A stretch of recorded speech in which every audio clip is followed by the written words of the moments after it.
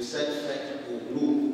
Je pense pour ma part que c'est ce qui est important chaque fois que nous écoutons la parole de Dieu, ou bien que nous célébrons un événement en église, n'est-ce pas? Toujours se poser la question, oui, mais quel sens a cet événement pour moi, comme chrétien? Qu'est-ce que cela ajoute? Qu'est-ce que cela m'apporte? Est-ce qu'il s'agit tout simplement de venir une fois de plus célébrer une autre messe et donner un titre? Avant, l'autre jour, c'était l'épiphanie, aujourd'hui, baptême du Seigneur. C'est quoi finalement? Pourquoi le baptême du Seigneur? Eh bien, je ne sais pas si vous est arrivé de vous poser la question de savoir si le Seigneur a besoin, avait besoin d'être baptisé.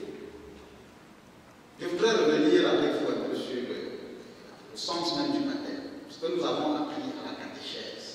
Je peux me tromper, peut-être que je n'ai pas bien appris ma catéchèse, mais on nous a dit que le baptême est un sacrement, n'est-ce pas, qui efface nos péchés et qui nous introduit dans l'Église, qui fait de nous les enfants de Dieu et de l'Église. Sacrement qui efface les péchés. Jésus avait-il besoin d'être baptisé? Je ne sais pas, est-ce que vous vous êtes posé cette question? Quelqu'un s'est-il posé la question? Peut-être que vous avez la réponse déjà. Est-ce que Jésus avait besoin d'être baptisé?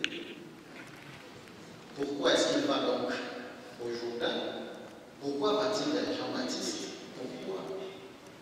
Est-ce qu'il veut nous transmettre un message par cela? Si nous considérons que le baptême efface les péchés. Il y a d'ailleurs une autre question qu'on peut se poser, c'est quoi la différence entre ce baptême que Jean-Baptiste donnait et le baptême que nous recevons aujourd'hui, ou bien le baptême inauguré par Jésus? Parce que quand on nous dit que Jésus est baptisé, il y a quand même quelque chose de différent par rapport à ce qui se passe habituellement avec Jean le Baptiste. Et Jean nous le dit d'ailleurs, il dit, moi je vous baptise avec de l'eau, n'est-ce pas, ou dans de l'eau, mais celui qui vient vous baptisera dans l'Esprit Saint et le feu. Donc, dans l'Esprit Saint. Voilà la différence, la grande différence en mon sens, je pense que vous l'avez perçu vous aussi, c'est que le baptême inauguré par Jésus-Christ, c'est un baptême qui se fait dans l'Esprit Saint. Ce n'est plus tout simplement un baptême d'eau où on va, on se fait verser de l'eau, bien on est plongé dans de l'eau, et puis les péchés sont effacés. Et même si nous nous limitons à cet aspect, je reviens à ma question. Jésus avait-il besoin d'être baptisé ou de se faire baptiser? D'ailleurs, dans une des versions, en fait, dans un des évangiles, pas celui d'aujourd'hui, vous savez que Matthieu, Marc et Luc rapportent cet événement. Les trois évangélistes rapportent le même événement du baptême de Jésus. Bien sûr, chacun le fait à sa manière. Et dans un des évangiles, vous voyez bien Jean-Baptiste hésiter, n'est-ce pas? Il dit non, comment ça peut se faire? Jean reconnaissait bien en Jésus le Messie, le Fils de Dieu, et c'est pourquoi il va lui dire non. C'est plutôt moi qui ai besoin d'être baptisé par toi. Et Jésus va lui dire non, laisse faire. N'est-ce pas? Laisse faire. Avait-il donc besoin de se faire baptiser par Jean? Le baptême de Jean était appelé comment? Un baptême de conversion. Voilà, merci. Ça dit que vous avez bien appris votre catéchèse. Le baptême de Jean-Baptiste était un baptême de conversion. Les gens allaient vers lui pour se faire baptiser et demandaient qu'allons-nous faire? Que faut-il faire pour changer, pour devenir différent? Et Jean leur disait, vous les militaires, cessez de frapper les gens et de prendre leurs affaires, et vous les précepteurs d'impôts, ne prenez pas plus que ce qu'il faut, et ainsi de suite. Donc, baptême de conversion, Jésus se met en rang pour aller se faire baptiser. Avait-il besoin d'être converti? Eh bien non. Jésus, en fait, a assumé notre condition d'homme. Nous sommes dans le prolongement de l'incarnation. La fête que nous avons célébrée il y a quelques jours à Noël. Dieu qui prend la condition de l'homme, qui se fait l'un de nous. Il va donc se mettre au rang des pécheurs. Comme disait le prophète Isaïe, compter parmi les scélérats. Jésus-Christ va donc assumer notre condition en toute chose à l'exception du péché. Il va donc se faire l'un de nous au point de s'aligner aussi pour aller se faire baptiser.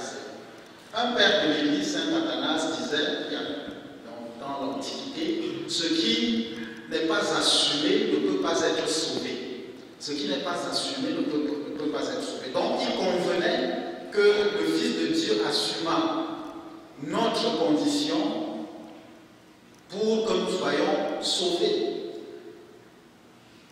Dieu pouvait utiliser une autre façon, Dieu est tout-puissant, il pouvait utiliser une autre modalité pour nous sauver, mais il a bien voulu nous envoyer son Fils. Dieu qu'il était, il s'est fait homme, il est venu parmi nous pour que nous soyons sauvés.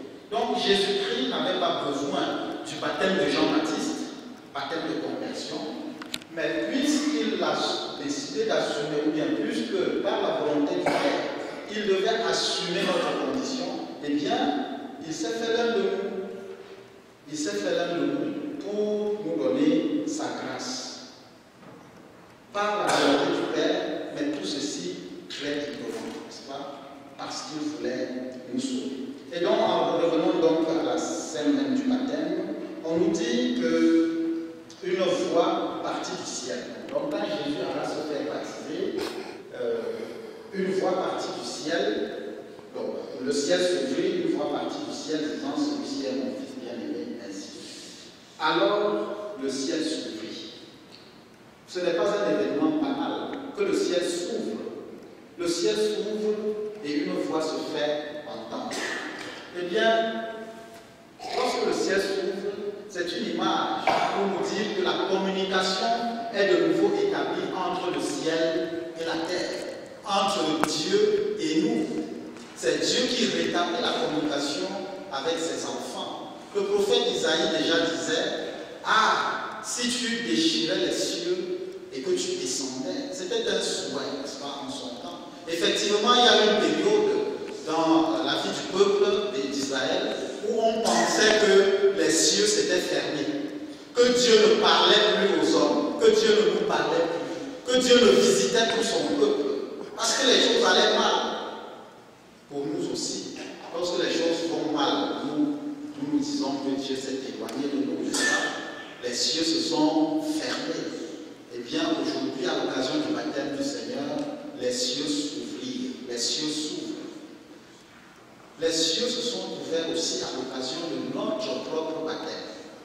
Lorsque nous célébrons le baptême du Seigneur, nous nous souvenons que nous aussi nous sommes baptisés. Nous avons été baptisés.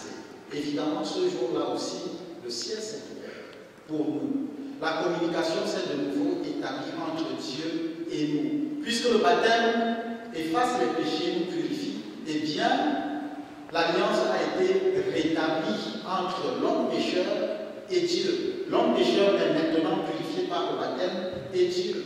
Donc voilà l'image, voilà ce qui est symbolisé par le ciel qui s'ouvre. Une voix descend du ciel. Eh bien, les paroles que nous entendons à l'occasion du baptême du Seigneur disant « Tu es mon Fils bien-aimé, aujourd'hui je t'ai engendré », ces paroles ne s'adressent pas seulement à Jésus-Christ.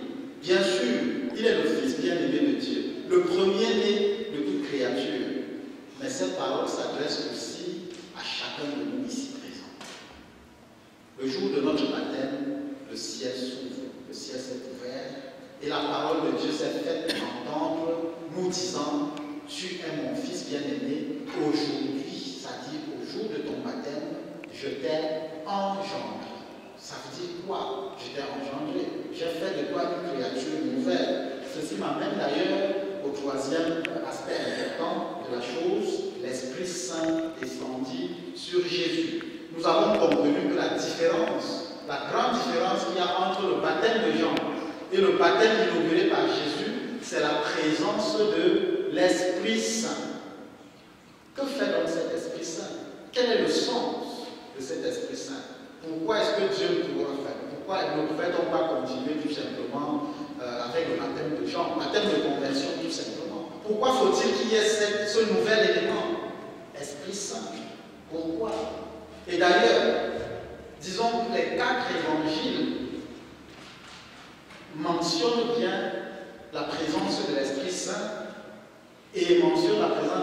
Saint sous la forme d'une colombe.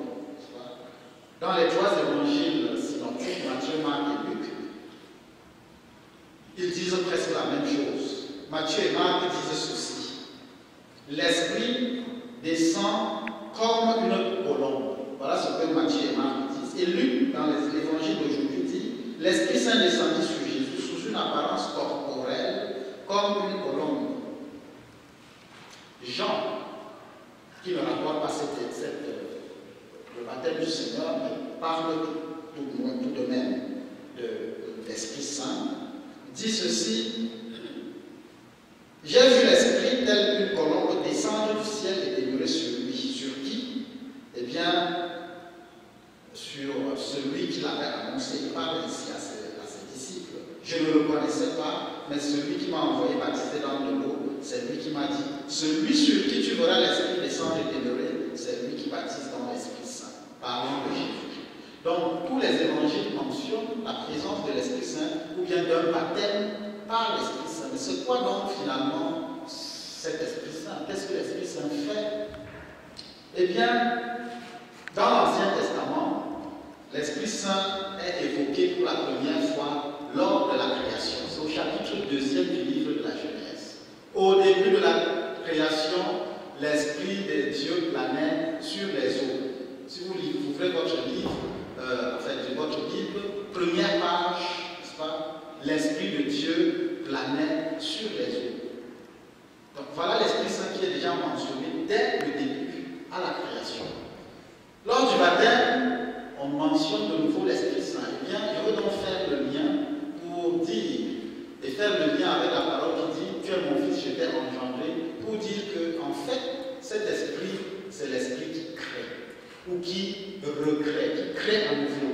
L'esprit qui régénère. Nous avons entendu ça dans la deuxième lecture de Tite, n'est-ce pas? L'esprit, par l'Esprit Saint, nous sommes régénérés. Ça veut dire quoi? Nous sommes renouvelés, nous renaissons, nous naissons à nouveau.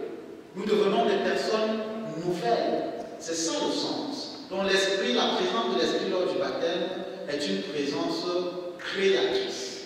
L'Esprit Saint fait de nous des êtres nouveaux, des hommes et des femmes nouveaux. Voilà pourquoi l'esprit est présent lors de notre baptême. Eh bien, nous passons du vieil homme à l'homme nouveau, de l'homme pécheur à l'homme qui est rempli de la grâce de Dieu et qui désormais peut marcher dans la lumière et poser des actes de lumière. Eh bien, il y a aussi la présence de la colombe qui est liée, très intimement liée à l'Esprit Saint.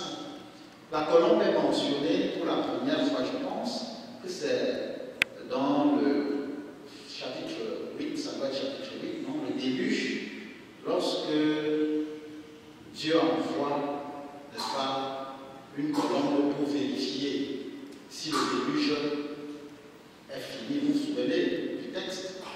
Et la colombe est allée plusieurs fois, et puis quand elle est revenue avec un grain d'herbe, c'était le signe que la vie avait repris. Après la destruction par le déluge, que la vie avait repris.